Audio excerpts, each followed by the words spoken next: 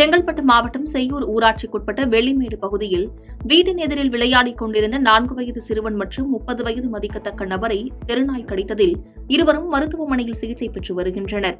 ஒரே நாளில் தொடர்ந்து இருவரையும் நாய் கடித்த சம்பவம் அப்பகுதியில் பரபரப்பை ஏற்படுத்தியுள்ள நிலையில் சாலையில் உலாவரும் தெருநாய்களை பிடிக்க நடவடிக்கை எடுக்க வேண்டும் என அப்பகுதி மக்கள் கோரிக்கை விடுத்துள்ளனர். ராமேஸ்வரம் முதல் சென்னை மெரினா கடற்கரை வரை மாற்றுத்திறனாளி மாணவர்கள் கடலில் நீந்தி உலக கிண்ண சாதனை முயற்சியில் ஈடுபட்டுள்ளனர். இவர்களுக்கு மாமல்லபுரம் கிழக்கு கடற்கரை சாலை விடுதி உரிமையாளர்கள் சங்கம் சார்பில் மாமல்லபுரத்தில் சிறப்பான வரவேற்பு அளிக்கப்பட்டது. பல்லாவரத்தை அடுத்த கல்லூரி மாணவர் சென்னை கிண்டியிலிருந்து பல்லாவரம் நோக்கி வந்து கொண்டிருந்தபோது சிக்னலில் பிரேக் பிடிப்பதற்கு பதிலாக ஆக்சிலேட்டரை வேகமாக அழுத்தியுள்ளார்.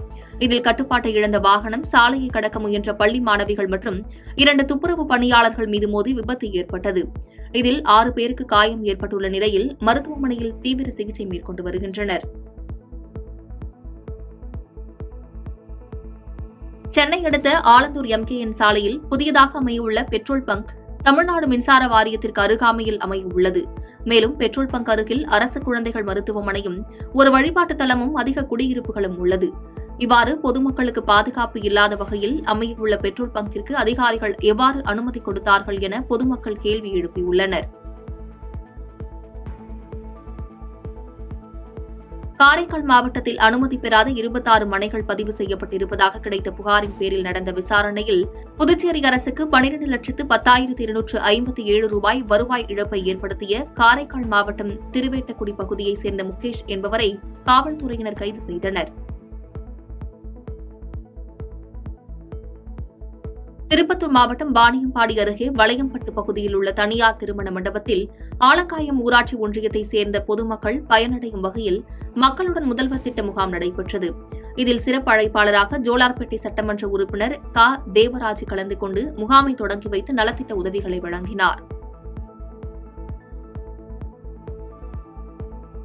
சென்னையில் ஆகஸ்ட் 6 முதல் வரும் 25ஆம் தேதி வரை 0 விபத்துகள் காட்டும் போக்குவரத்து காவல் ஆய்வாளர்களுக்கு ரூபாய் 1 லட்சம் பரிசு வழங்கப்படும் என பெருநகர போக்குவரத்து காவல்துறை அறிவித்துள்ளது. இதனைத் தொடர்ந்து விபத்துகளை தவிர்க்க விழிப்புணர்வு ஏற்படுத்தும் வகையில் சென்னை விமான நிலையம் நுழைவு வாயில் சிக்னல் அருகே கிராமிய கலைஞர்கள் தப்பாட்டம் ஆடியும் 0 ஆக்சிடென்ட் குறித்து வாகன ஓட்டிகள் மற்றும் பொதுமக்களுக்கு விழிப்புணர்வும் ஏற்படுத்தினர். நீலகிரி மாவட்டம் கோத்தகிரி மற்றும் அதனை சுற்றியுள்ள பெரும்பாலான பகுதிகளில் தேயிலை தோட்டத்தில் ஊடுபயிராக பேரிக்காய் மரங்களை விவசாயிகள் வருமானம் ஈட்டி வருகின்றனர். அந்த வகையில் தற்போது பேரிக்காய் விளைச்சல் துவங்கியுள்ளதால் 1 கிலோ பேரிக்காய் 120 ரூபாய் முதல் 150 ரூபாய் வரை விற்பனை செய்யப்படுகிறது. இதனால் விவசாயிகள் மகிழ்ச்சியடைந்துள்ளனர். கொல்கத்தாவில் முதுநிலை பயிற்சி பெண் மருத்துவர் பாலியல் வன்புணர்வு செய்யப்பட்டு கொல்லப்பட்டதை கண்டித்தும் நீதி கேட்டும் சென்னை அரசு ஸ்டான்லி மருத்துவக் கல்லூரி மாணவர்கள் போராட்டத்தில் ஈடுபட்டுள்ளனர். இதில் 300க்கும் மேற்பட்ட முதுநிலை மற்றும் இளநிலை மருத்துவ மாணவர்கள் மற்றும் பேராசிரியர்கள் கலந்து கொண்டனர்.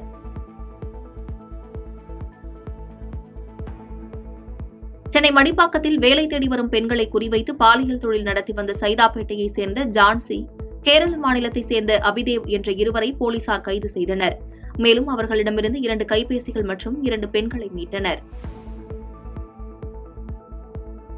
பாதகம் செய்பவரை கண்டால் நாம் பயங்கொள்ளலாகாது பாப்பா, மோதி மிதித்து விடு பாப்பா, அவர் முகத்தில் உமிழ்ந்து விடு பாப்பா. அண்மை செய்திகளை உடனுக்குடன் தெரிந்து கொள்ள இணைந்திருங்கள் இயம்நாடு தொலைக்காட்சியுடன்.